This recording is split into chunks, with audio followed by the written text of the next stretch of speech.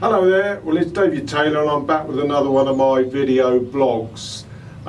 We're into early April now, and as I said last time, today I'm going to pot up one of my large hanging baskets, which is what I usually do around about this time of year, to give them getting on for around about 8 weeks to sort of grow on before they get put outside for the summer. Now, this is quite a large basket. It's a 16-inch basket that I'm going to be doing today. The mixture that I'm going to use to plant in is again another one that's not got quite as much drainage material as the usual mix that I would use for pot plants. Because again, I want to ensure that I'm not having to water them literally every 5 minutes. Now, I am going to be using some plants other than pelargoniums in this basket, because although I'm going to be using mainly pelargoniums in the top part, which is the main part that will be on display, all of the sides and the bottom part of the basket I'm going to use a lot of really flowing trailing plants. Obviously you need to plant bottom upwards, because as you fill the actual base of the basket, you're going to be actually putting the compost in around these plants that you're going to have sticking out the bottom part. This type of basket comes with a sort of thick woven liner. Now, the first thing is I've got to create some holes in this to be able to feed the plants through that I'm going to be putting in this basket. So I'm just going to do that now. I'm going to go, this has got quite thin sort of braces in the metal holder of it, and I'm going to just pierce through probably every other one. Now, I'm using a mixture of plants. I have got some of these little plug plants that you get from garden centres, generally earlier in the season.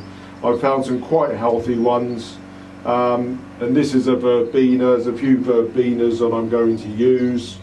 So I'm going to choose the smallest holes actually for these, mainly because I've got some larger potted plants there that I'm going to use as well. Now we've got another white verbena here, which is the same sort of variety. And I'll stick this in directly opposite this, the other one.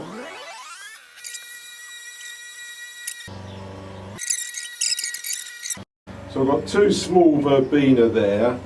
Now the other plants that I'm going to use, I've got some nemesia here.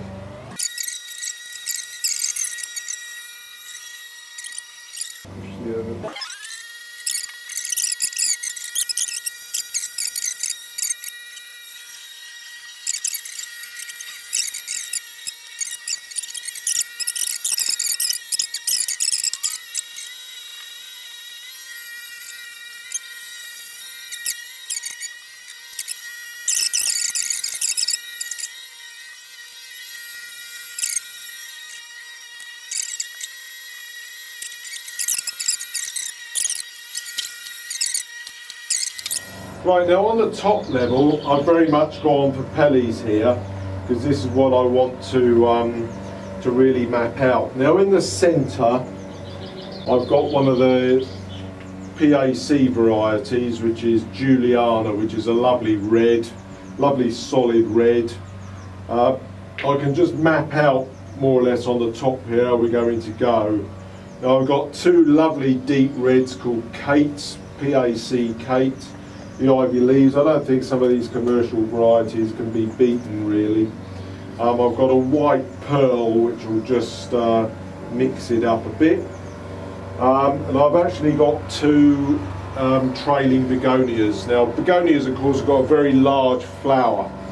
And I've got a couple of plug plants here which I'll put in. These will do very well. I have to confess that begonias are my other love actually. They're really large doubles, but these little trailing ones will grow quite compact. They also grow quite fast.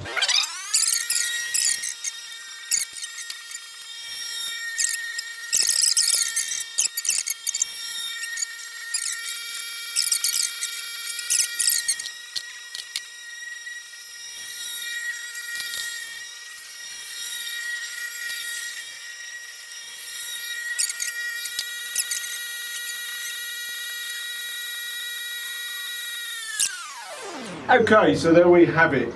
I mean, some people may think that it's a little bit underdone for such a large basket, but this is going to get a lot of attention over the next couple of months before it actually goes outside.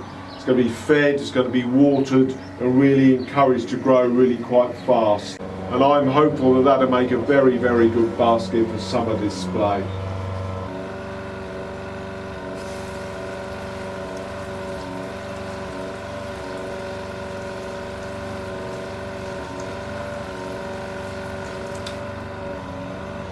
Okay, that's that basket done now. Now hopefully I'll show you its progress in growth over the next couple of months, and I'll show you how that develops. So we'll keep an eye on it, and hopefully that'll give me a really good display during the summer.